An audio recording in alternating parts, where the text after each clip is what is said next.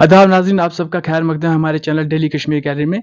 आज आप सबको पता है जैसे कि 10th का रिज़ल्ट जो है आउट हुआ है, वो उड़ी में बहुत सारे बच्चों ने बहुत अच्छे मार्क्स लेके अपने इम्तिहान को पास किया है।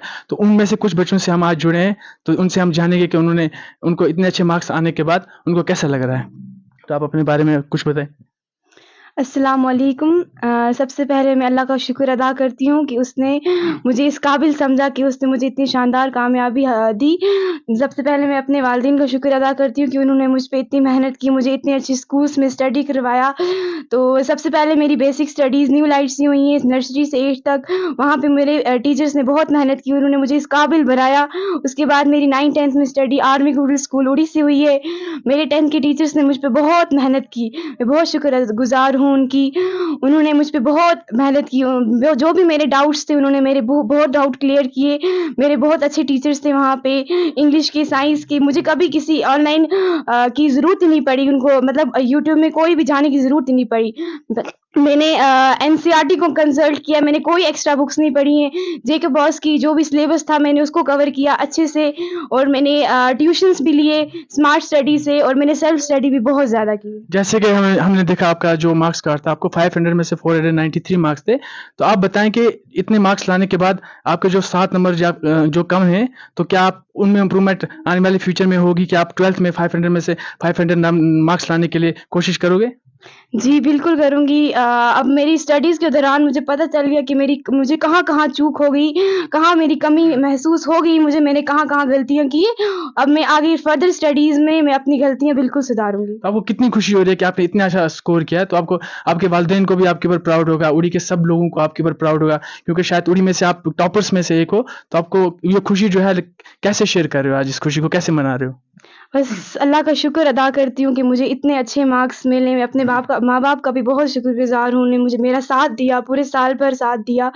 मेरी मम्मा भी, मेरे पापा भी दोनों टीचर हैं, उन्होंने भी मेरी फर्दर स्टडीज़ के लिए बहुत मेहनत की। मेरी बड़ी बहन भी थी 10th में लास्ट ईयर, उसने भी मेरा बहुत साथ दिया, और मैं बहुत खुश हूँ अपने तो माँ-बाप से। आपके फ्यूचर प्लान्स क्या हैं? कि आपने इतना अच्छा स्कोर किया, अब आप 11th 12th के बाद आगे अपने फ्यूचर में क्या करना चाहते हो? कौन-सा एग्ज़ाम जो है जो आपका गोल है, फ्यूचर में आपका एम है, जिसको क्वालीफाई करना है, वो क्या है आपका? जी, मैंने 11th में मैंने आर्ट्स सब्जेक्ट चूज़ किए, और मेरा गोल है यूपीएससी क्रैक करना। मेरा बचपन से ही सपना था कि मैं यूपीएससी क्रैक करूँगी, और उसी के लिए मैं अब 11th 12th में बहुत मेहनत करूँगी। जैसे आपने इतने अच्छे मार्क्स लाए, तो जब जो बच्चे इस साल 10th में चले, उनको आप क्या मैसेज देना चाहेंगे? कि जब बच्चों को 490 प्लस स्कोर करना हो, तो उनको किस तरह से अपनी स्टडीज़ जो है करनी चाहिए? क्या उनको नोट्स को कंसल्ट करना चाहिए, या बुक्स को कंसल्ट करना चाहिए, या अपने जो आंसर्स हैं, हमने देखा है ज़्यादातर बच्चे याद करते हैं आंसर को और फिर रट करने के बाद फिर वो आंसर्स को लिखते हैं, इतना अच्छा स्कोर नहीं कर पाते हैं। तो आप क्या उनको मैसेज देना चाहेंगे? क्या आंसर को खुद लिखना चाहिए, या फिर याद करके लिखना चाहिए, या कौन-सी बुक्स को ज़्यादा कंसल्ट करना चाहिए पढ़ने के लिए?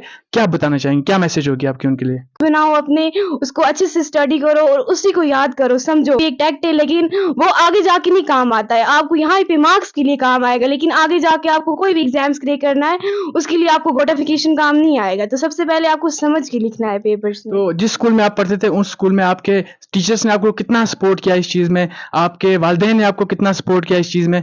वो बताएँ हमें।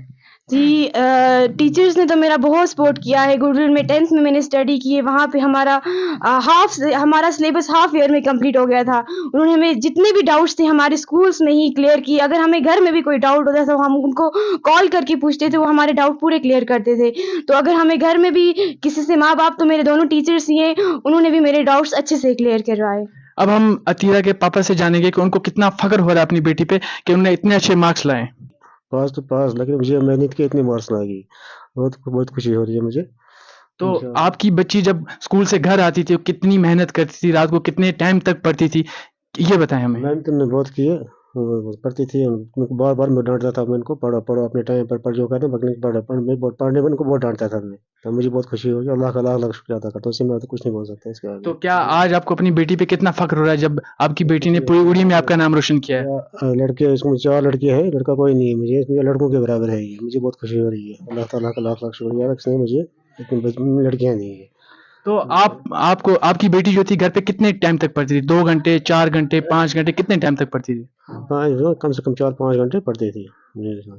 तो आपने देखा जैसे हमने अतीरा के पापा से बात की, वो अतीरा जो है उन्होंने उड़ी में ऑलमोस्ट टॉपर्स में से एक हैं और बहुत अच्छे मार्क्स लाके उन्होंने उड़ी में अपने वालिदैन का नाम रोशन किया। उनके वालिदैन बहुत ज़्यादा खुश हैं और जैसे कि हमने अतीरा से सुना कि वो जो हैं वो ज़्यादातर कोटा वेकेशन नहीं बल्कि यही आने वाले जो 10th के बच्चे हैं उनके लिए यही मैसेज दिया कि कोटा वेकेशन छोड़ के बल्कि खुद से बुक्स को कंसल्ट करके खुद से आंसर राइटिंग लिखने की कोशिश करें। Thank you.